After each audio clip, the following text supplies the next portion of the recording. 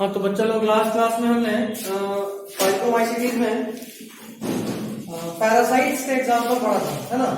Parasites के example पढ़ा था, फाइटोप्थोरा इन्फेस्टेंस वाला और एल्ब्यूगो कैंडिडा वाला, है ना। फाइटोप्थोरा का हमने एग्जांपल जो डिजीज था वो पढ़ा था, लेट ब्लाइट ऑफ पोटैटो, और एल्ब्यूगो कैंडिडा का डिजीज नहीं पढ़े थे हम लोग, है ना। सर फाइटोप्थोरा ही पढ़ के छोड़ दिए थे। फाइटोप्थोरा का काउच आयरिश फेमेंट। हाँ, काउच आयरिश फेमेंट। दूसरा लिखो एल्ब्यूगो कैंडिडा, दूसरा पैरासाइटिक फंगस जो कि फाइकोमाइसीटीज का मेंबर है। ये भी पैरासाइट का ही है। हाँ, एल्ब्यूगो कैंडिडा, एल्ब्यूगो कैंडिडा ये बीमारी कॉज करता है white rust of crucifers, white rust of crucifers, white rust of crucifers. ये दूसरा एग्जांपल है। हाँ, दूसरा एग्जांपल है। पैरासाइट वाला पैरासाइट का फर्स्ट एग्जांपल था फाइटोप्थोरा इन्फेस्टेंस, और पैरासाइट का दूसरा एग्जांपल है Albugo Candida. White rust of crucifers disease जो है कॉज करता है। ये जंग है, ठीक है, नहीं जंग नहीं, और ये मस्टर्ड का डिजीज है, याद रखिएगा। किसमें होता है ये? सरसों में। एल्ब्यूगो कैंडिडा का इन्फेक्शन सरसों में होता है। बीमारी का नाम है व्हाइट रस्ट ऑफ क्रूसीफर्स। तो फाइटोप्थोरा और एल्ब्यूगो ये दो एग्जांपल था पैरासाइट का जो कि फाइकोमाइसीटीज का मेंबर है। अगला लिखो सैप्रोफाइट। सैप्रोफाइट जैसे पैरासाइट का कुछ है, ये सब पैरासाइट था। दूसरा लिखो सैप्रोफाइट। सैप्रोफाइट,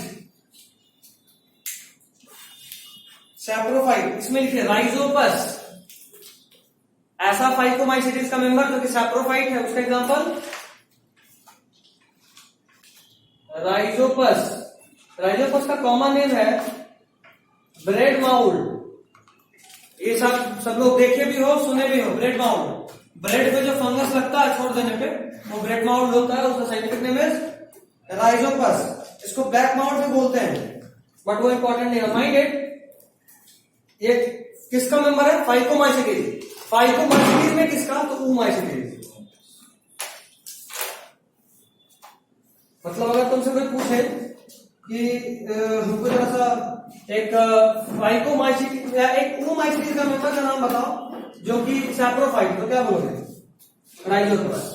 सर ये जो आप बताए सर फाइकोमाइसीटीज, एस्कोमाइसीटीज, ये सब फंगस का आता है, क्लास है। फाइकोमाइसीटीज, एस्कोमाइसीटीज, बेसिडियोमाइसीटीज और ड्यूट्रोमाइसीटीज। ये सब भी मतलब ये सब भी फंगस ही है। ये सब फंगस के क्लास का नाम। याद है किंग, प्ले, चेस हम क्लासिफाई कर रहे थे कि जो चेस वाला क्लासिफिकेशन है ना उसका नाम है फंगस किंगडम के अंदर जो क्लास आता है, मतलब उस क्लास का नाम मतलब फंगस का प्राणी, मतलब ग्रुप का नाम, फंगस के ग्रुप का नाम। जैसे हम लोग सब इंडियन, उसमें इंडियन में हम सब लोग, कोई बिहारी, कोई बंगाली, कोई मराठी, उसमें भी कोई पटनहिया, कोई मोतिहारी का, मतलब समझ लो।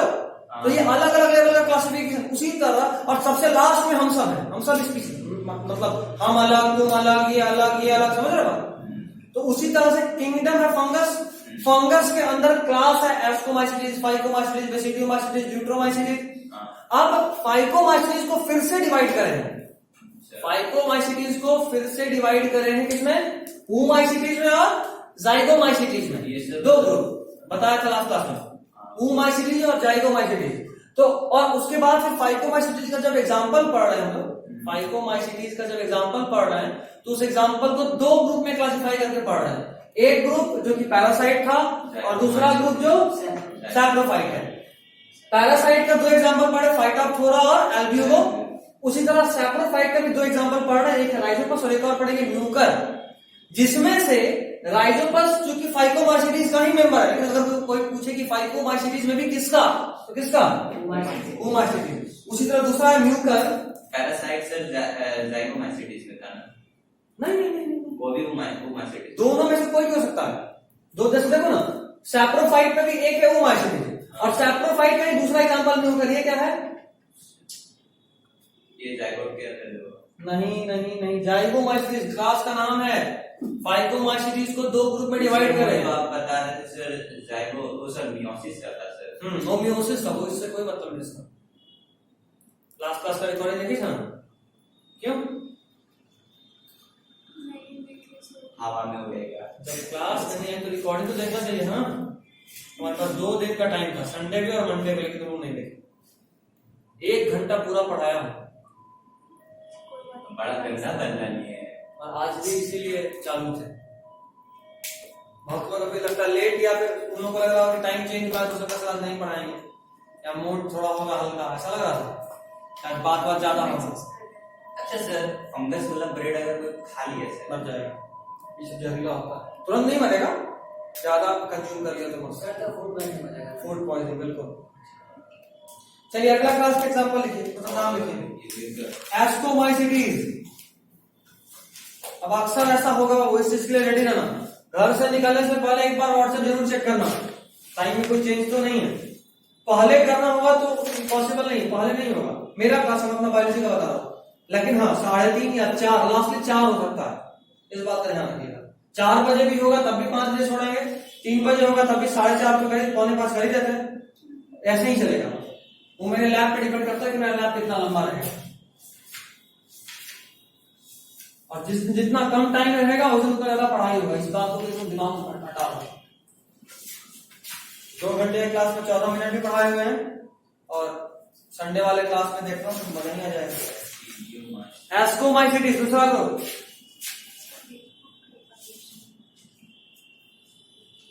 देख लो कितना पेज छोड़ना है। लास्ट क्लास में ज्यादा लिखवाए नहीं है, समझाए बहुत है। पेज देखो, देखा तो चलो कितना पेज छोड़ना है, देखो वहां देखो, बस माथा दर्द हो।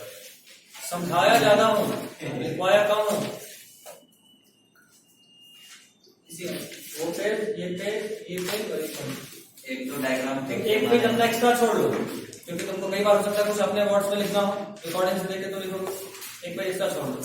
और आज मैं बस जो लास्ट क्लास में था उसमें बस 2 लाइन ऐड कराया हूं, अभी तक एग्जांपल दो। अगला क्लास है एस्कोमाइसिटीज, स्टार्ट कीजिए। इसका common name sac fungi, common name is sac fungi, common name is sac fungi. और हाँ, क्लास एब्सेंट करने का बिल्कुल मत सोचना, क्योंकि मेरा नीट करेक्ट आ चुका है, तो हो सकता है कि हम कुछ दिन बीच में 15 दिन 20 दिन का गैप करें, तो इसीलिए क्लास में अब हम सीरियसली सिलेबस निकालेंगे ताकि ज्यादा लोड ना हो। तो आपका तो नीट निकल गया एग्जाम, अभी बस सुन, बाद में बात करेंगे क्या हो, ठीक। तो तेजी में सिलेबस निकालेंगे इस हद तक, मतलब कि इस तरीके से कि जो गैप हो 20 दिन का, उसमें हम कुछ तुमको कम से कम रिकॉर्डेड लेक्चर भेज सकें। एकदम से ब्रेक नहीं हो रूटीन, है ना। गैप मतलब ये नहीं कि पढ़ाई बंद, 20 दिन में तो जो पढ़ोगे साफ हो जाएगा। तो उस 20 दिन या 25 दिन का जो भी गैप होगा, उस गैप में भी तुम्हारा सिलेबस रुकेगा नहीं, रिकॉर्डेड लेक्चर जाएगा। और रिकॉर्डेड लेक्चर तुमको समझ में आए उसके लिए सारा बेस हम अभी दे लेंगे, ठीक है। उसके बाद भी दिक्कत होगा तो उसके बाद फिर से बताएंगे, ठीक है। जैसे बायोलॉजी तो पढ़ा दे दिए थे, लेकिन दोबारा बताए ना, बोले हैं बताएंगे, बताएंगे बिल्कुल बताएंगे, जो भी दिक्कत होगा सब बताएंगे, ठीक है। सर एक पंजाबी में भेजे थे ना सर आप लेक्चर? हाँ वो सेल था, कब भेजे था टेस्ट, उसी वक्त तो बीमार पड़े थे कोविड में। खैर तो ठीक है, सिलेबस को ज्यादा पीछे भी नहीं छोड़ना है हम लोगों को, हर हालत में मान के चलो कि मिड अक्टूबर तक सिलेबस फिनिश कर लेना है, मिड अक्टूबर तक। हाँ, इससे ज्यादा कुछ नहीं। बकरीद में भी 1 दिन की छुट्टी होगा, बकरीद के दिन, और वो भी हमको लगता है कि होगा, क्योंकि फ्राइडे को बकरीद है, 21 को बकरीद होगा। हाँ, चांद दिन क्या है तो कंफर्म हो चुका है, यहाँ से हमारा सरेगा का निकल गया था नोटिस पेपर में देखे, सब लोगों ने पता पता है सर चांद? हाँ 2 तारीख। हाँ, तो 21 को नहीं होगा, तो अगर 21 को होगा उस दिन फ्राइडे है, फ्राइडे मतलब तुम लोगों को 1 दिन छुट्टी नहीं मिलना।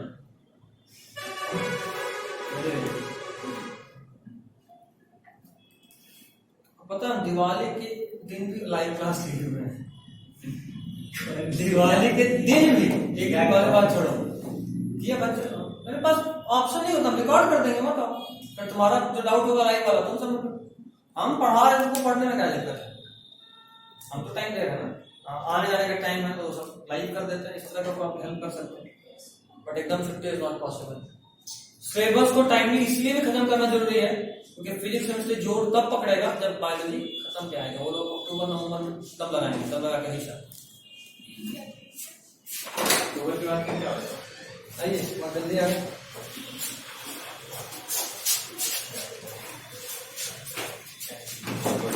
कहाँ घूम रहे थे? तो फिर बैग का चेन खराब हो गया। किसका? बैग का चेन खराब हो गया। तो लौटते में बनवा लेते, फिर यहीं नीचे में ही बनना था। यहाँ पे खुला नहीं था तो ले आया। अच्छा ठीक है, चलो कोई बात नहीं।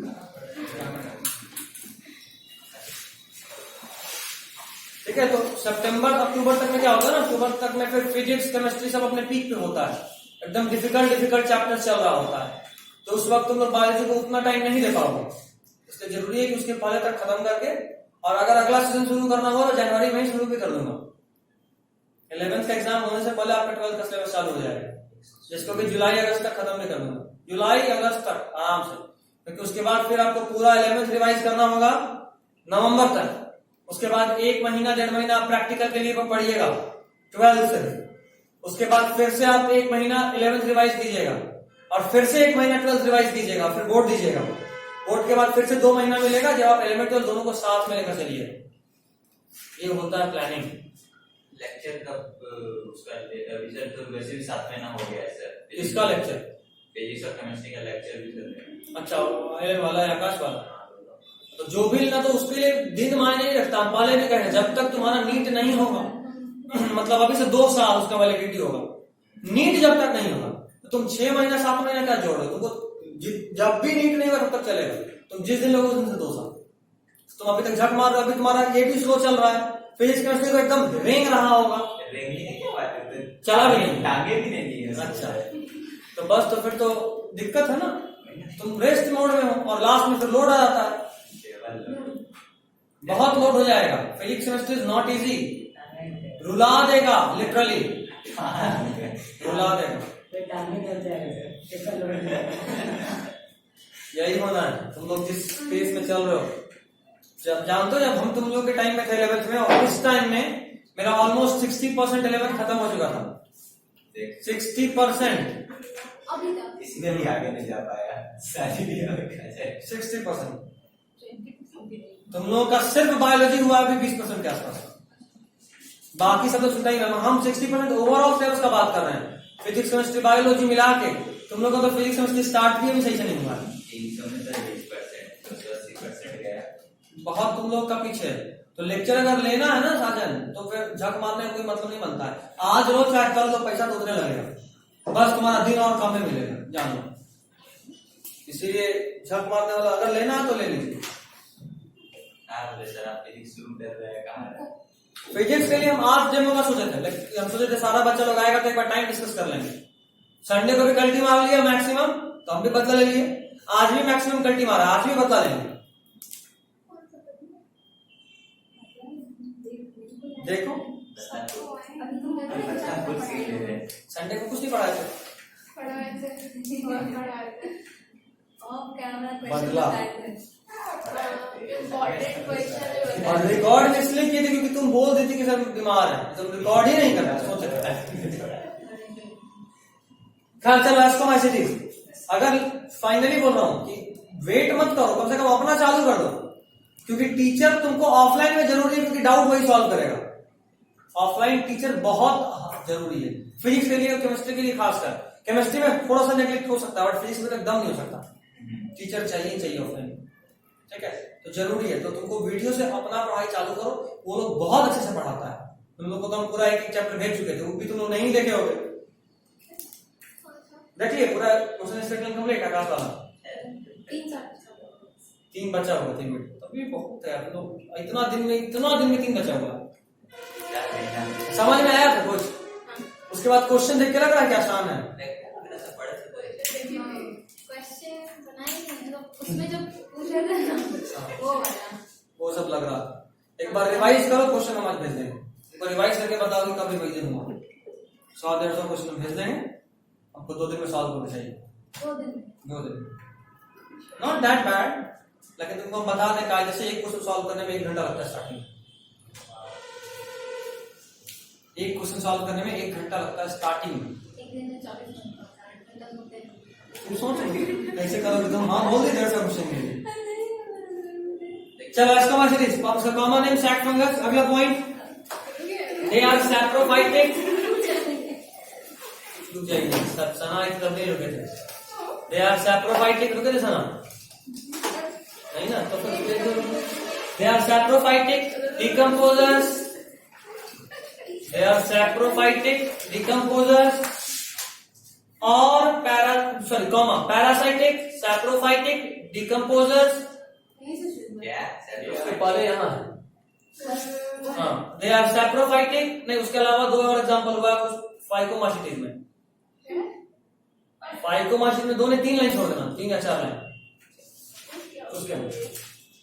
दे आर सैप्रोफाइटिक डिकम्पोजर्स पैरासिटिक और कॉप्रोफिलस।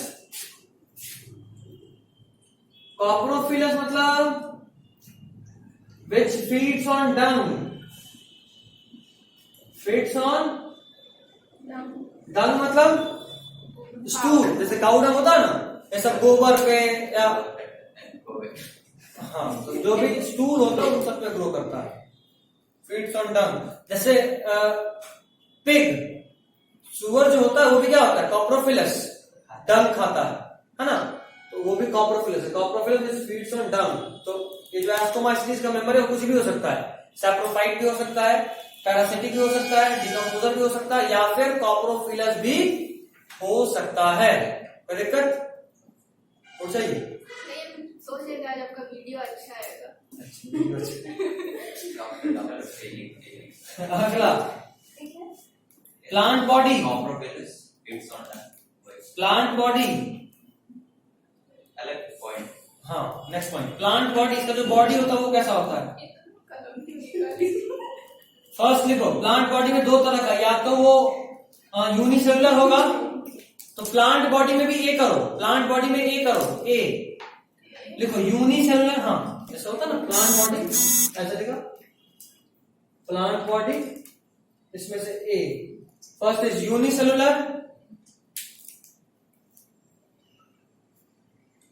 यूनिसेलुलर कॉमा या कॉमन स्लैश डालो यूनिसेलुलर या फिर नॉन माइसीलियल। नॉन माइसीलियल मतलब इसमें माइसीलियम नहीं होगा। माइजिन एक ही तो फंगस था जो यूनिसेलुलर था कौन सा ईस्ट। एग्जांपल लिखिए ईस्ट। एग्जांपल लिखिए ईस्ट। ठीक है अभी हमने अभी जस्ट बात करा यूनिसेलुलर फंगस का। इसी में प्लांट बॉडी में ही बी लिखो। बी बी क्या था मल्टी सेलुलर। मल्टी सेलुलर या फिर mycelial.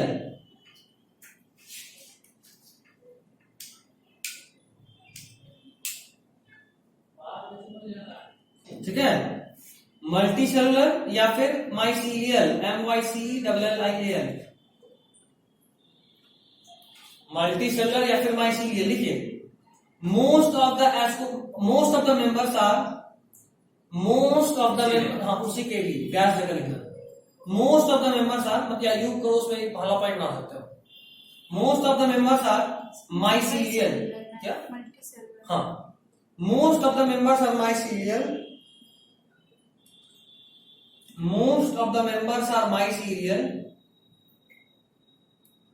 Most of the members are mycelial. Example: Penicillium और Aspergillus. Penicillium और दूसरा है Aspergillus.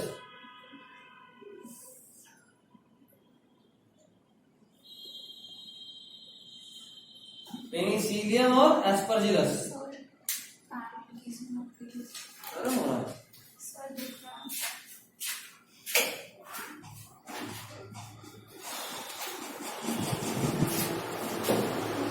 और खिलाना पड़ेगा। सुबह से एक भी 2 बिस्किट खा गए सिर्फ 2 बिस्किट।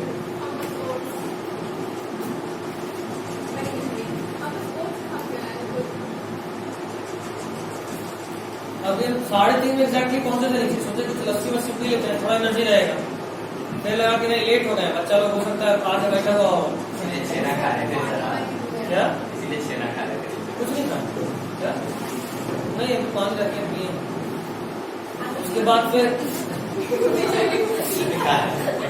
उसके बाद फिर आए तो देख रहे हैं सिर्फ दो तो हम शुरू कर देंगे। आज एकदम लग गए घुसे 3:35 में स्टार्ट कर दी।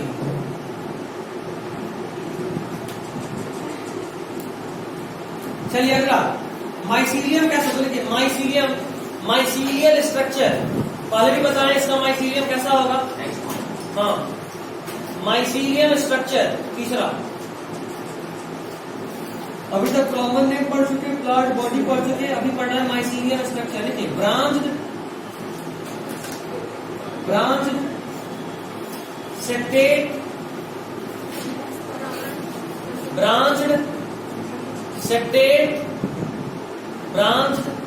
हेडिंग था माइसीलियल स्ट्रक्चर। उसमें पॉइंट है माइसीलियल स्ट्रक्चर कैसा है, तो ब्रांच होता है माइसीलियम सेप्टेट होता है, branch septate and monokaryotic. Monokaryotic का मतलब one nucleus, branch septate and monokaryotic, branch septate and monokaryotic. आज से लिखा है, आज उसको कुछ सुनाना पड़ेगा, इसे नहीं मानेगा। कौन कौन एब्सेंट है? अफीफा गायब है, स्पेक्स टूट गया। अच्छा, झगड़ा कर रहे थे किसी से? संडे को भी नहीं आए। अच्छा, तो खैर तो आपको बन गया होगा आज। अफीफा गायब है, सौरभ गायब है, और कौन गायब है? 3 तो 5 कौन? और कौन गायब है? अच्छा, रोहित गायब है।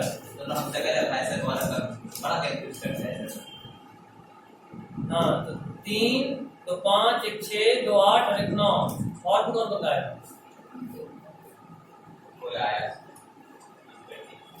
कोई और गायब है शायद।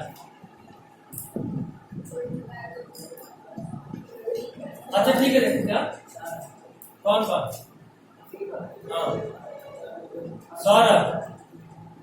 हाँ, सौरभ।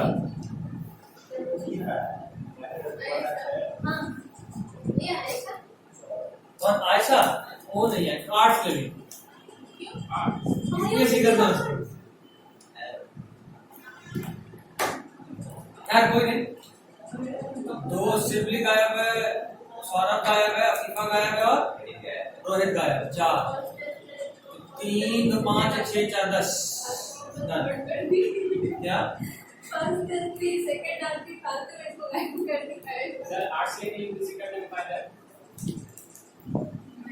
अभी तक जो तुम्हारा डाटा है वो ये कि मैक्सिमम जो यूपीएससी निकाला है, अभी तुम हिस्ट्री में देखोगे तो डॉक्टर होता है।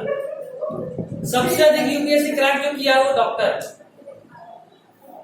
अभी फायदा कहाँ होता है तो बात का बात है, हम भी नहीं किए यूपीएससी, लेकिन डाटा मैक्सिमम डॉक्टर को बताता है। इसका कारण ये है ना कि डॉक्टर लोग एमबीबीएस में इतना रट चुका होता है, तो उसके लिए रटना कोई बड़ा चीज नहीं होती।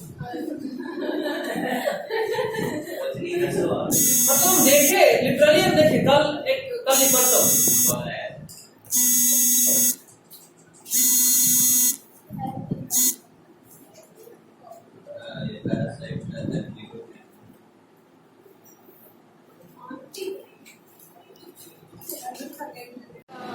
चलिए, branch septate and monokaryotic mycelium. Next point, 8-10 line छोड़ दो एक पेज, उसके बाद चालू करो। संडे को थे? हाँ, 10 एक पे छोड़ दो, आगे चालू करो। देखो next point, on special mycelium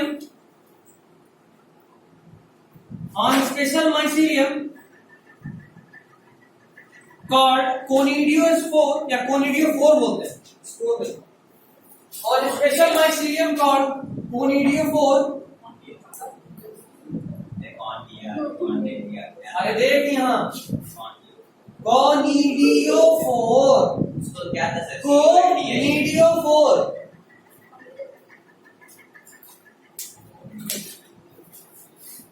Conidiophore on special mycelium called conidiophore. Conidia is formed. Conidia is formed. बताया था ऊपर नहीं, conidia बनता है इसमें, याद है?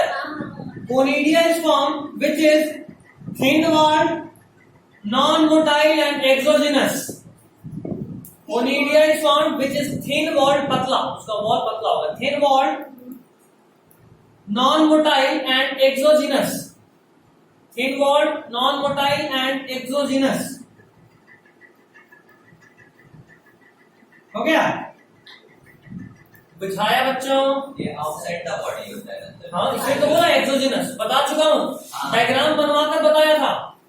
Next point. और रोहित क्लास अगला दिन से अगर एब्सेंट रहे, नहीं सर, गुड, ऑनलाइन धमकी से पहले मान गए, अब से तो पता ही नहीं क्या होगा। अच्छा है। नेक्स्ट देखो, बड़ा इंपॉर्टेंट पॉइंट है, कलर चेंज कर सको तो कर सको, 2000 का नोट है, लाल यूज कर। लिख, कैरियोगैमी, केस है ना? हाँ, meiosis, karyogamy, meiosis and ascospore formation. Karyogamy, meiosis and ascospore formation.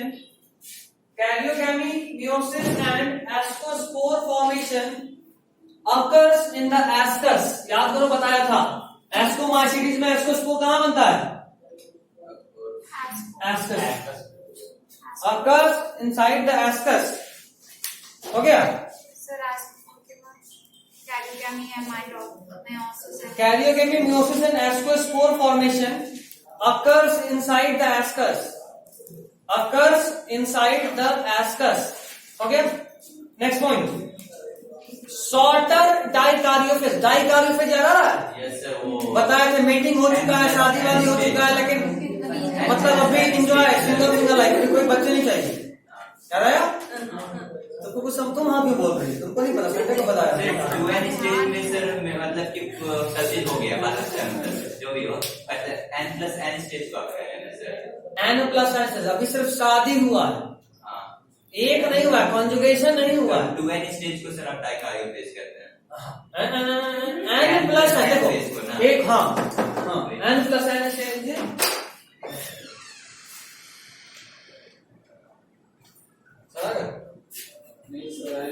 आएंगे तो बोलिए, छोड़ देंगे, ठीक, हम इसमें बुला लेंगे, क्लास ओवर करके इसमें बुला लेंगे।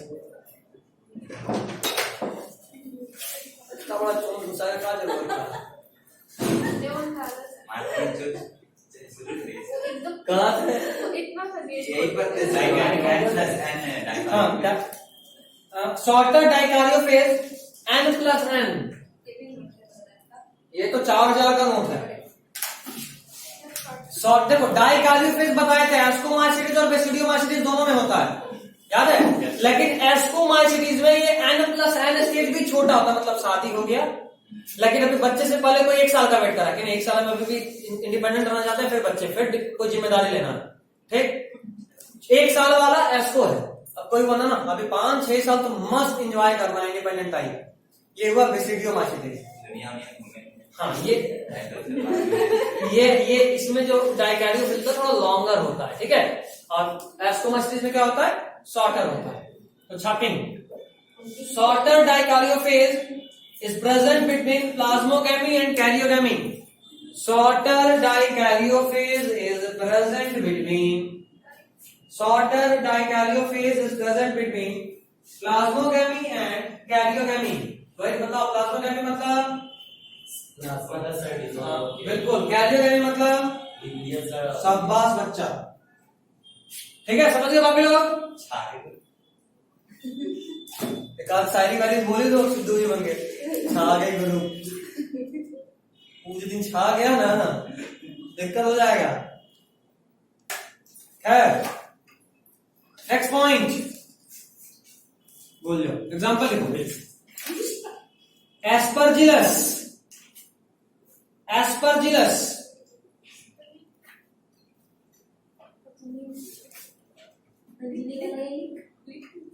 एस्परजिलस में एक और ज्यादा जीन। अच्छा हाँ, ठीक ठीक, वो तो इसी में दिया था ना। हाँ, वही तो सोची क्या हुआ? इसको स्पेलिंग नहीं आ रहा था, मैं सही स्पेलिंग नहीं लिखी। देखिए एस्परजिलस लिखूंगा, एस्परजिलस लिखिए, डैशे का नाम लिखिए, इसका common name Guinea pig of plant kingdom.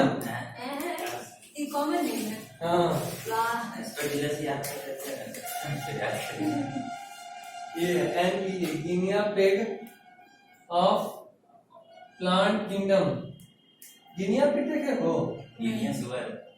नहीं रे, सुअर नहीं है, इट इज नॉट पिग। विलायती चूहा, उससे थोड़ा और बड़ा एक चूहा होता है, इतना बड़ा, गिनिया पिग बोलते हैं उसको। सिंपल लैंग्वेज में स्टुअर्ट लिटिल का स्टूडेंट। हाँ good good good good good. Stuart little का जो चूहा था ना, हाँ हाँ, व्हाइट कलर और भी कलर में हो सकता है, वो गिनिया पिग होता है। सर विलायती चूहा से बड़ा थोड़ा सा रहता है सर, विलायती चूहा जैसा होता है, बड़ा नहीं छोटा ही होता है। सर इसमें पूछने होता है सर खरगोश का विलायती। ये अलग ही लड़का है। चल कोई नहीं, इसका एक और नाम है weed of laboratory. Weed of laboratory, weed of weed किसको बोलते हैं? गांजा। सर इसको अनवांटेड प्लांट्स, अनवांटेड प्लांट, खरपतवार, ये तो गांजा। अच्छा है, किसी को पता ताड़ी किसको बोलते हैं? ताड़ी, मुझे भी लगा यार तुम लोग, हमको लगा था सब किसी को नहीं पता होगा। तो गांव में जाते हैं। LSD का नाम सुने हो? यस सर, सुने सर। क्या होता है पूरा नाम बता? पूरा नाम नहीं पता सर, केमिकल एक है सर, पता ही है। ये भी मोस्ट पोटेंट हाइलोसिनोजेनिक होता है, ये लाइसर्जिक एसिड डाइथैलामाइड। अभी पढ़ाऊंगा, एक फंगस पाउडर मिलता है। पाउडर होता है और उसको नाक से एक बार सुन लिए ना, लाइफ ये हो जाएगी। वो दूसरा होता है, तुच्चा किस्म का होता है नशा। LSD सबसे खतरनाक नशा है, और सबसे महंगा LSD, लाइसर्जिक एसिड डाइथैलामाइड, ठीक है। और पता है, कहते हैं कि जो इसको ले लिया उसके लिए क्या, उसके साथ जो उसका जो हालत होता है, पता है क्या होता है? सी साउंड एंड हियर लाइट वाला हालत होता है। सी साउंड, सी मतलब देखना, वो उसको फील आता है कि हम आवाज को देख रहे हैं और लाइट को सुन पा रहे हैं, कलर सुन रहे हैं। क्या? संजू वाला कह सकते हो, बिल्कुल। संजू में भी LSD सब लिया हुआ है। बहुत खतरनाक होता है बाबू, एग्जैक्टली वैसा होता है, exactly against the sense of reality होता है। तुम उसमें कुछ भी सोच सकते हो। याद है वो एक जगह एक बात बोला था कि मेरी मां मरने से पहले एक बार मेरे सिर पे हाथ फेरी थी, लेकिन हम अभी भी कंफ्यूज है कि वो सच में फेरी थी कि ये बस मेरे मन का, हमको खुश करने के लिए मेरे मन का उपज है। मेरे दिमाग में रहा था कि असली जिंदगी में ये पता नहीं चला। बहुत खतरनाक होता है बाबू ड्रग, बहुत खतरनाक। तुम्हारे दिमाग के अंदर एक नया दुनिया बसा देगा। LSD सुन करके पोएम लिखा जाएगा। पोएम लिखोगे? पागल आदमी। उनको बगल में बैठा देंगे। तो खुद हो गए कि नहीं कुछ पता नहीं है। याद है ना एक सीन, जब वो उसको बुलाया था उसकी गर्लफ्रेंड को और वो फिर से ड्रग ले लिया था, सीट उसका बनाया था। ये हालत होता है, कुछ भी रियलिटी नहीं होता। तुम संजय ड्रग पे ही मूवी, संजय ड्रग सुने होंगे, कई बार टाइम में पढ़े होंगे कि एड्स कई बार ड्रग लेने से भी होता है, कॉमन इंजेक्शन से। Yes sir, yes. ये वही वाला ड्रग है जो इंजेक्शन से, कई बार कुछ लोग स्नेक वेनम लेते हैं, सांप कटवाते हैं नशा के तौर पे। ये भी सुना है,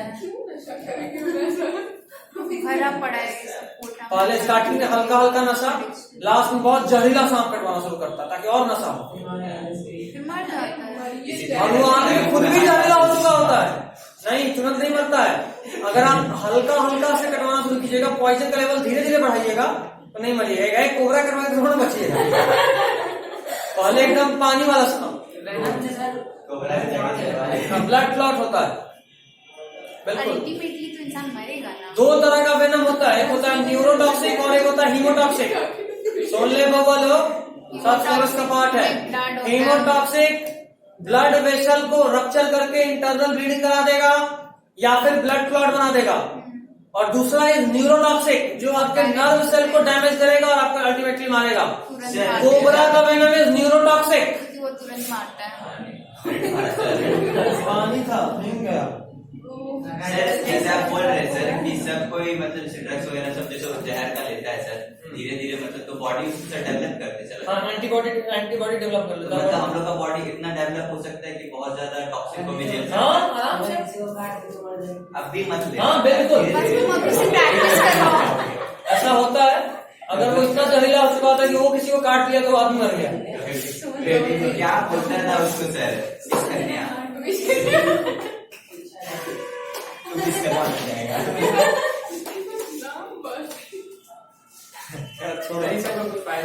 किसका? पागल, सब ड्रग है। सर इन्वायरमेंट में मौजूद किसी है। अच्छा, उस प्लांट अपना नहीं नहीं नहीं नहीं बहुत किसी किसी चीज का सबका यूज है, वो प्लांट का डिफेंस मैकेनिज्म है। मतलब ये कि जो फंगस एलर्जी बना रहा होगा तो यहाँ के मान लो कोई बैक्टीरिया या कोई इंसेक्ट उसको खाया, तो एक पत्ता जैसे उसको खाएगा, एक बाइट लेगा तो अलग दुनिया में पहुंच जाएगा, तो फंगस बच गया ना, समझे? डिफेंस मैकेनिज्म है ये। दुनिया भरा पड़ा है इन चीजों से जो तुम्हारे सोच से कहीं ज्यादा कहीं ज्यादा तेज है। तुमको पता है ये सब ड्रग को भी लोग यूज करते हैं, मेडिकल यूज। अगर आपका सर्जरी होना तो आपको ड्रग ही दिया जाता है। पहले के टाइम में सुनते हो किसी फीमेल का अगर डिलीवरी है या कोई ऑपरेट करना है तो उसको एक रुमाल में कुछ सूंघने दिया जाता है, वो मॉर्फिन होता है। मॉर्फिन ज्यादा सूंघे तो सोने रह जाइएगा, ये भी होता है। लिमिट में सूंघना होता है। डॉक्टर सीधा बोलेगा लीजिए गहरा सांस लीजिए, सूंघिए एकदम अच्छे से, 2-4 बार सूंघे तो पहुंच करके चला गया, उठे ही नहीं, फिर ऐसा सोए। इसीलिए आजकल जो है वो जनरल एनेस्थीसिया एनेस्थीसिया का एक अलग डिपार्टमेंट हो गया, एक अलग डॉक्टर हो गया। जितना लंबा ऑपरेशन उतना ही ज्यादा एनेस्थीसिया दिया जाता है। 1 घंटे का ऑपरेशन में थोड़ा सा एनेस्थीसिया, जहां पे ऑपरेट करना है सिर्फ उसी जगह को शून्य किया जाता है, वहीं पे एनेस्थीसिया दिया जाता है। उसको बोलते हैं उसको बोलते हैं लोकल एनेस्थीसिया। क्या आँख खोल के देखते हैं सर, देखते हैं? देखते हैं तो एक सेपरेट बॉडी पार्ट कैसे देख लेता होगा? देख सकते हैं ना। लोकल एनेस्थीसिया का नाम नहीं सुने तो उसका सिंपल एग्जाम्पल देता हूँ। कभी दांत निकलवाए हो, सुने हो? जहाँ दांत निकालना होता है ना, दांत के जस्ट नीचे एक इंजेक्शन दिया जाता है, मसूड़े में। हमको दिया गया है इसलिए बता रहा हूँ, मिला है, ले चुके हैं। तो जब वो इंजेक्शन देता है ना तो ये पूरा सुन्न हो जाता है, मतलब तुम्हारे लोअर जॉ पे कोई कंट्रोल नहीं होता। कई बार डेंटिस्ट की बात, दांत निकलवाने काइंड ऑफ, लेकिन क्या हुआ? व्यक्ति थे वो टूटा ही नहीं है। मेरा तो यही हालत था। बता देते हैं थोड़ा सा, नहीं सर, हमको नहीं लगता है, हमको बहुत डर लगता है। पता नहीं चलता है बच्ची। विजडम टीथ तो निकलवाना होता है। अगर प्रॉब्लम हो तो निकलवाना पड़ता है। सर वो मसूदा में इंजेक्शन देते टाइम सर थोड़ा बहुत इधर उधर हो गया सर, जीभ में लग गया। अच्छे से तुमको बताता हूँ, डॉक्टर का हाथ इतना साफ होता है हम भी जानते हैं सर। जब तुम यहाँ पे हाथ काटते हो और हाथ से खून आने के बीच में मसल का 7 लेयर होता है चमड़ा का। डॉक्टर उस 7 लेयर में अलग अलग तरीके से इंजेक्शन दे सकता है। Medical line is not that easy. आज बोले ना कि आज हमको 5 दिन खाली सफाई करने में हालत खराब हो गया, खाली माइक्रोब की साफे कर रहे थे। पहले से किया हुआ कल्चर था, इकोलाई था, कुछ और भी ट्यूबरकुलोसिस का बैक्टीरिया था, कुछ कॉलरा का बैक्टीरिया था, कुछ टाइफाइड का बैक्टीरिया था, अलग अलग चीज का बैक्टीरिया था, कॉलोनी बना हुआ था उसका। हाँ, बैक्टीरिया जहाँ रहता है कॉलोनी बना करके आए सर, पाप लिखेगा।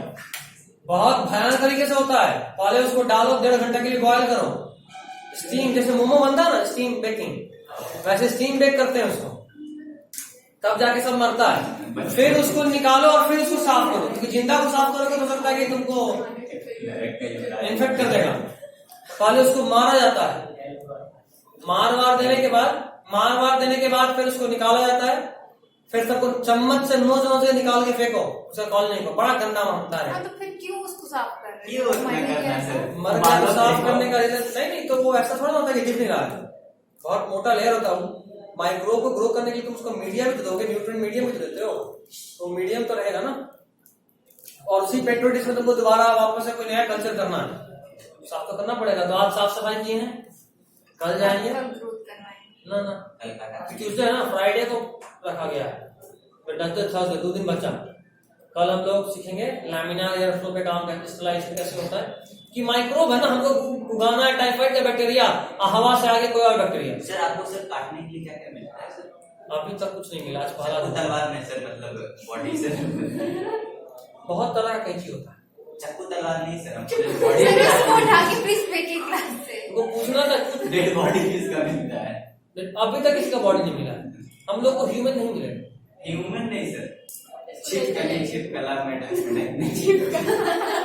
सर बता रहे इसको फेंकिए उठा के, बाहर फेंकिए वाले खिड़की से। वहाँ पे male E coli, female E coli, male typhoid, female typhoid bacteria, छोटा मोटा पता नहीं ऐसा मिलता है। खैर चलो, ये समझ गए कहाँ थे एग्जाम्पल। एस्परजिलस का 2 नाम बताए, Guinea pig of plant kingdom, दूसरा वीड ऑफ लेबोरेटरी। ऐसा इसलिए बोले क्योंकि ये कॉमनली कहीं भी मिल जाता है। वीड मतलब कॉन्टामिनेंट के फॉर्म में अक्सर आपके लैब में ही रहेगा, गिनिया पिग मतलब एस्परजिलस अक्सर ग्रो कर जाता है। अगला लिखिए न्यूरोस्पोरा, बहुत इंपॉर्टेंट, बहुत ज्यादा इंपॉर्टेंट। और पॉइंट भी लिखा है सर, गिनिया एक और weed of laboratory, neuro Neurospora.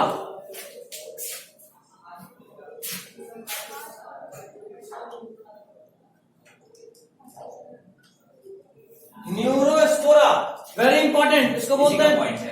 नहीं। अगला example Drosophila plant kingdom. Drosophila Mendel सच्चा का नाम सुने हो ना? ये सर प्लांट बॉडी का ही है ना सर? नहीं, सब फंगस है। प्लांट बॉडी का ही ना सर एग्जाम्पल लिखा है सर, जैसे माइसीरियम। नहीं रे, बहुत आगे बढ़ गया उससे। हाँ सर, हम पॉइंट वाइज करा देंगे क्लास में, रुक जाओ तुम अभी लिखो।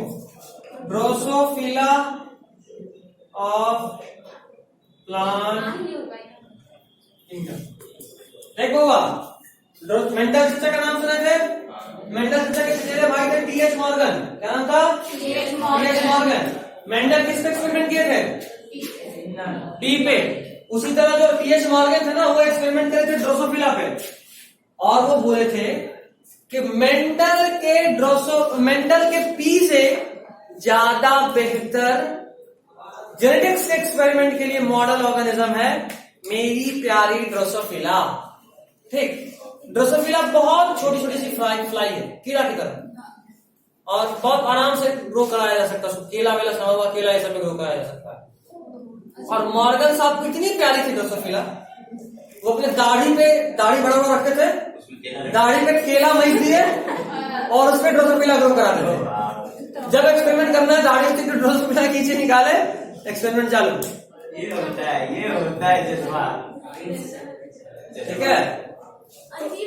खिला लटकाते थे, खिला इनकी जान थी, क्या बोले, मेरी प्यारी ड्रोसोफिला। वो सैनिटाइजर है। नहीं, वो पेन है। ये एक्चुअल पेन है मेरी। ऐसा होता है सैनिटाइजर, ऐसा। देखो गट वाला चाहिए। ठीक है, तो पहले ही बोल दिया भाई मेरी प्यारी ड्रोसोफिला, तो समझ लो कितनी प्यारी होगी। उसी तरह प्लांट में जो न्यूरोस्पोरा फंगस है, ये भी ड्रोसोफिला की तरह एक्ट करता है। बहुत ज्यादा यूज किया जाता है केमिकल लैबोरेटरी में, जेनेटिक लैबोरेटरी में।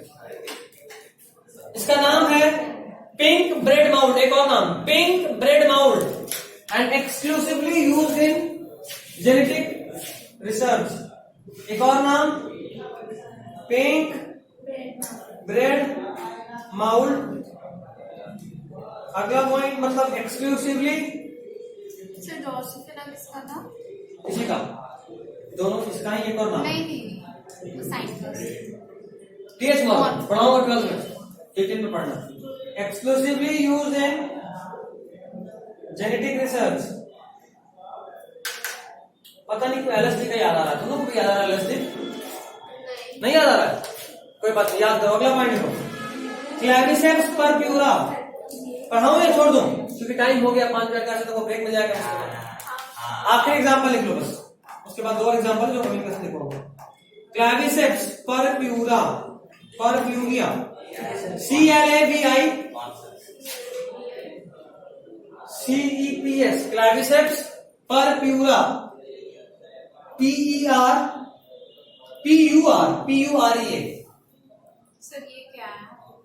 लिख तो अगला एग्जांपल। पहला लिखे एस्परजिलस, दूसरा लिखे न्यूरोस्पोरा, तीसरा क्लैविसेप्स परप्यूरा। लिखिए इसमें सोर्स ऑफ एलएसडी, इसीलिए याद आ रहा था। तुमको क्या लगा, हमको लेने में का मन कर रहा था? भावनाएं नहीं लगते तुम्हारे? तुम्हारे दोस्त को क्या होगा? क्या कोई उसकी नानी माँ शायद डेथ कर दी। आज दूसरा क्या सुनने को मिल गया? एक सेकंड, बचपन के सबसे पुराने फ्रेंड की दादी का डेथ हुआ। कल ही रात में 12 बजे उसको मैसेज करे कि भाई घर पे सब ठीक। 2 बजे रात में उसका मैसेज आया कि भाई अभी भी दादी का डेथ हुआ। उसकी नानी का भी 2 बजे नहीं, दोनों एक नहीं हो। नहीं, एक परसों हुआ था। पंडित जी है नहीं ना, फिर तो कंफर्म। उसके बहुत पहले थी, उसी को पहले को शायद पैरालिसिस भी हो गया। कोई बात नहीं, चलिए खैर कोई नहीं। एलएसडी लिखिए इसका full form, lysergic acid diethylamide. Lysergic acid diethylamide. Lysergic acid diethylamide ये हाइलोसिनोजेनिक होता है। बता चुका हूं हाइलोसिनोजेनिक का मतलब क्या है ना। हाइलोसिनोजेनिक मतलब वही सपना में फूल फूल बन जाना। लेते के साथ क्या लिखे सर पता ही नहीं। Lysergic acid di ethyl amide. L छूट गया, एल छूट गया। ठीक है, चलिए this is all for today. बहुत पढ़ लिए।